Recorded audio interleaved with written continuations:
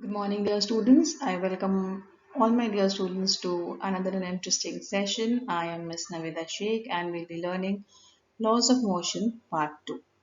Now, in this lesson, already we have learned a few concepts like speed, velocity, what is distance, displacement, and today we'll be learning the main important part, that is Newton's law of motion.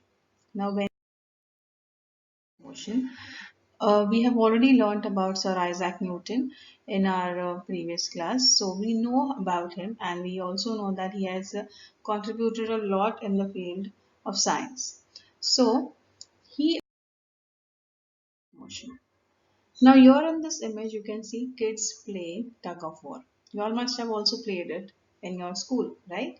So when you play a tug of war game, in that game there are two groups of people who pull the rope towards them.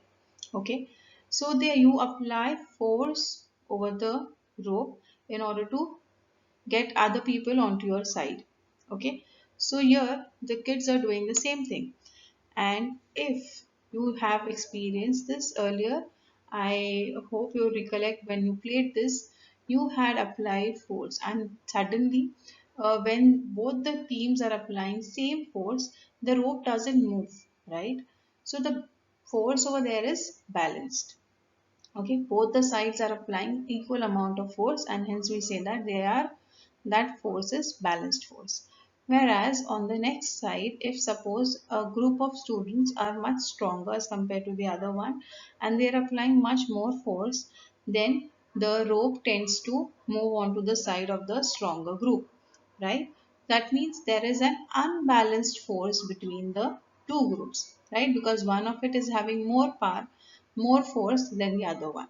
So when this applied force become unequal, that is unbalanced, a net force gets applied in the direction of the greater force and the center of the rope shifts at that direction. Okay, so जिस direction में force apply किया गया है उस direction में वो move होती है. ठीक है, so this is very simple to understand balanced and unbalanced force. So this concept, if it becomes clear to you, then you will understand all the three laws of motion. Okay, so balanced and unbalanced force is quite clear right now. So let's now here you can see a girl playing with a ball, and the ball is at rest first. Then she kicks it, and the moment she kicks, the ball tends to start moving. Okay, so this girl is applying what? She is also applying an unbalanced force, right? If she would have been applied equal amount of force, it wouldn't have moved, right?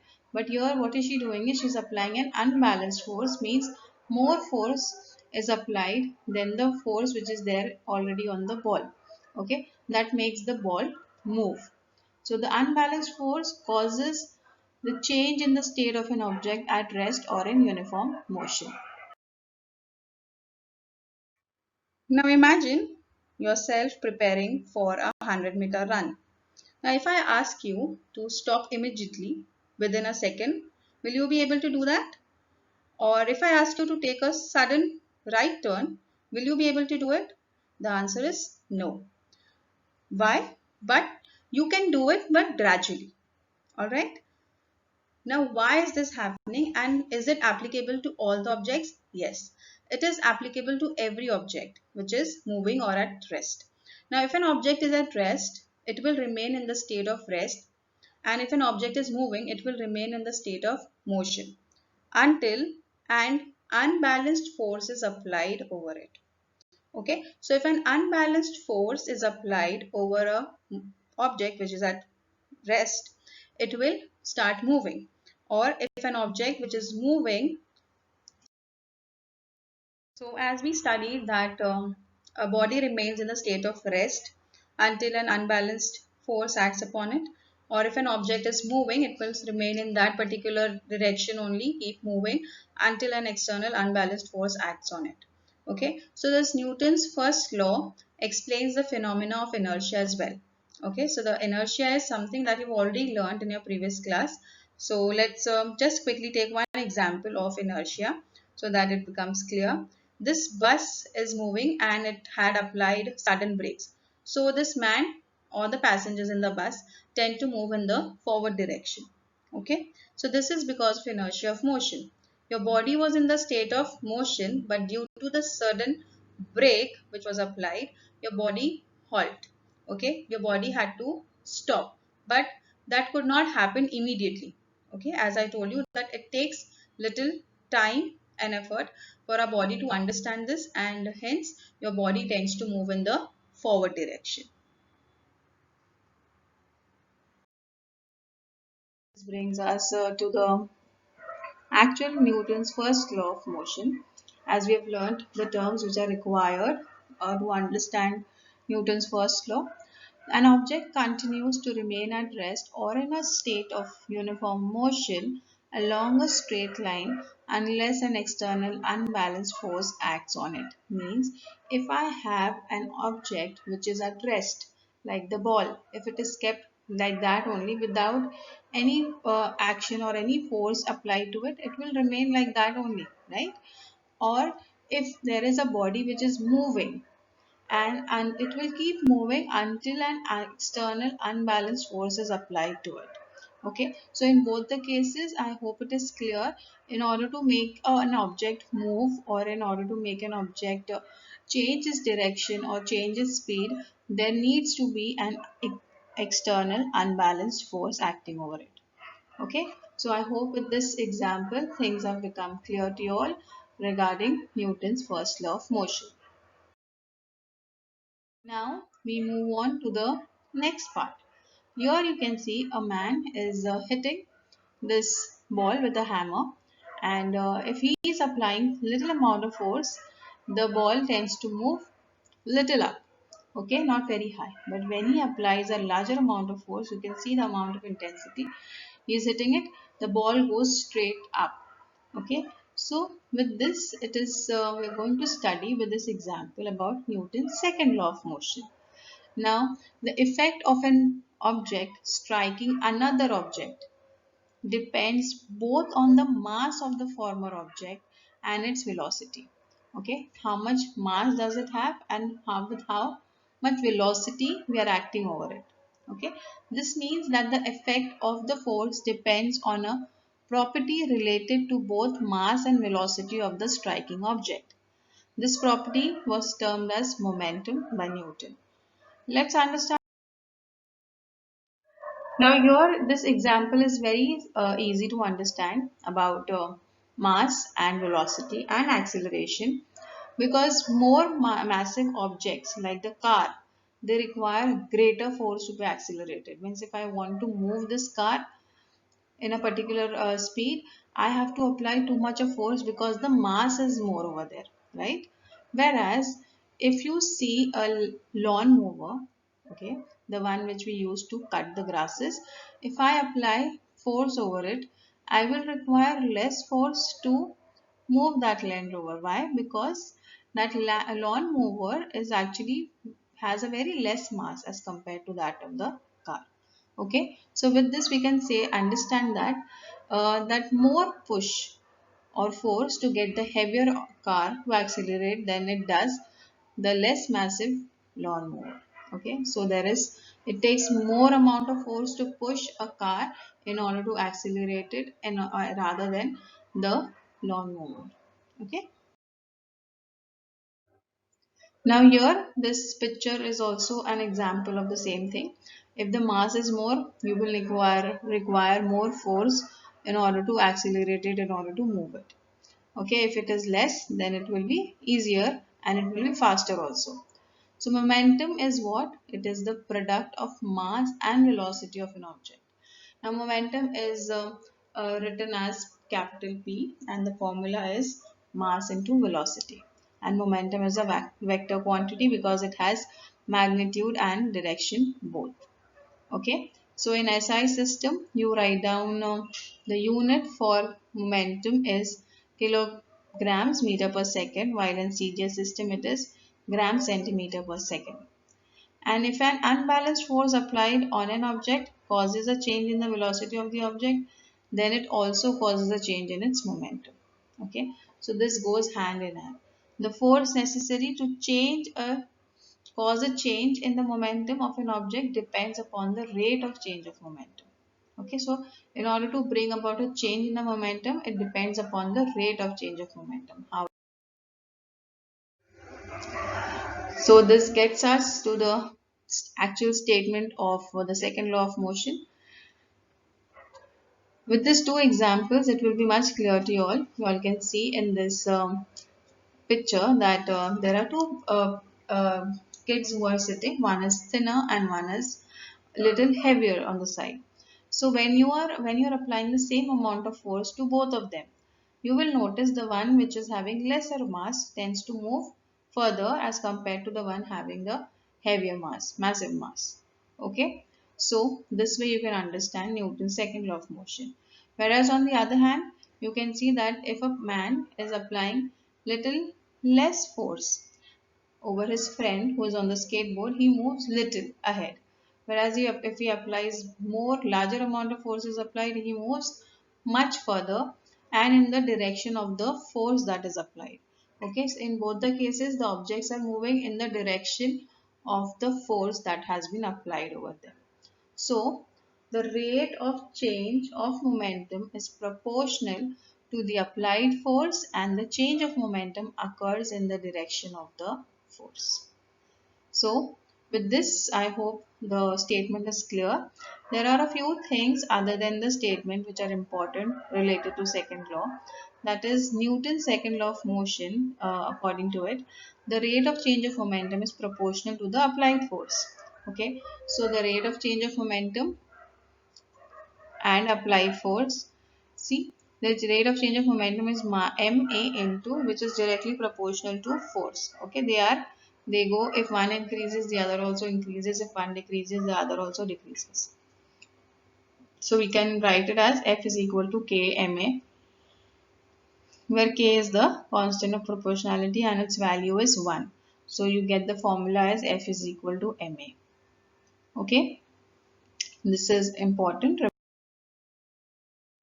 The next thing that we have today is the SI and the CGS units. The SI system, according to that, the unit of force is Newton. It is actually, the definition is also important for Newton.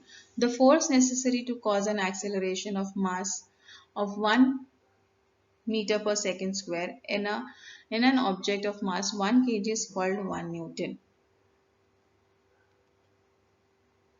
1 Newton is equal to 1 kg into 1 meter per second square. In CGS system, the unit of force is a dyne. The force necessary to cause an acceleration of 1 centimeter per second square in an object of mass 1 gram is called as 1 dyne. Okay, so this is very important to remember. What is 1 dyne, what is 1 Newton, what is the unit. You have to remember this. Now there's a question that you need to think about regarding the second law that we studied right now. Why is there a thick bed of sand for a high jumper to fall on an after he has done his jump? So the answer is in an high jump athletic events, in this athletic events, the athletes are made to fall either on a cushioned bed or on a sand bed, depending on the event. So in this, what happens is when the athlete runs and when he jumps, this decreases the rate of change of momentum and hence the force. As a result, the athlete does not get injured because of what? Because of the bed that was placed. Now, there are a few examples on the screen. So I think you get a clear idea about the next thing that we're going to do is Newton's third law of motion. There are a few examples which this Newton third law of motion. The very simple one is a balloon. You all can do it yourself also at home. Blow a balloon, do not tie it and just release it. You will notice that the air which you have already filled in the balloon tends to come out and the balloon tends to fly in the upward direction. Here there is a force which is acting on the balloon also and that is what we are going to study in this law. Here, the air which is already filled in is putting an action over the balloon, and the balloon tends to go up in the upward direction. That is the reaction of the balloon. Okay. Same way in nature, a force cannot act alone. Okay. It needs whenever you see forces, it will always be in pairs. When an object applies a force on another object, the later object also simultaneously applies a force on the former object. The forces between two objects are always equal and opposite. Okay, always equal and opposite means how this balloon was filled with air. The air is coming in the downward direction, but the balloon is going in the upward direction. That means they are going in the opposite direction and equal. Okay, remember that. This idea is experienced in Newton's third law of motion that we are going to study now. The force applied by the first object is called action force, while the force applied by the second object on the first object is called as the reaction force. So here also, when this man tries to jump from the boat onto the port, what he does it, he applies a small amount of force onto the boat, which helps him to come on the port, but the ship also tends to move away from the port. Okay, so this is the action and reaction which is happening. So with this we come to the third law of motion, the statement. Now before I give you the statement, there is two more examples that I would like you to see and understand. When a cannonball is fired, you will notice that this cannonball is coming onto the is when it's come out. Okay, the entire machine moves on to the other side. Okay, so there is also equal and opposite reaction happening here. Same way for the rocket also, when it is ignited, what happens? The fuel pushes the rocket into the upward direction, and there is the space shuttle tends to go into the space with that amount of force that was applied. Okay, so the statement is every action force has an equal and opposite reaction force which acts simultaneously. So today we learned about Newton's three laws. The first law stated that an object at rest will remain at rest. Means here this box will remain like this only unless acted on by an unbalanced force. Means if I am applying the amount of force over it, unbalanced force, it will remain like that. When I apply it, it will keep moving. And how long will it move? And remove that force. Okay, so an object at rest will remain at rest unless acted on by an unbalanced force. An object in motion will continue with constant speed and direction unless acted on by unbalanced force. So now we move on to the Newton's second law of motion. The second law states that the acceleration of an object, acceleration means how fast that object is moving. Object depends on the mass of the object. Means if the object is very massive and very huge, the acceleration will depend on that. Okay, if it is very huge, it will require more force to move, right? As we studied in the previous slides, and we have seen that. So the acceleration of an object depends on the mass of the object and the amount of the force applied. The third law of motion states that for every action, there is an equal and opposite reaction. Okay. Now remember this few examples that we studied. For this three laws. I hope you have understood all the three laws of motion. I will see you in the next coming period. Till then, thank you.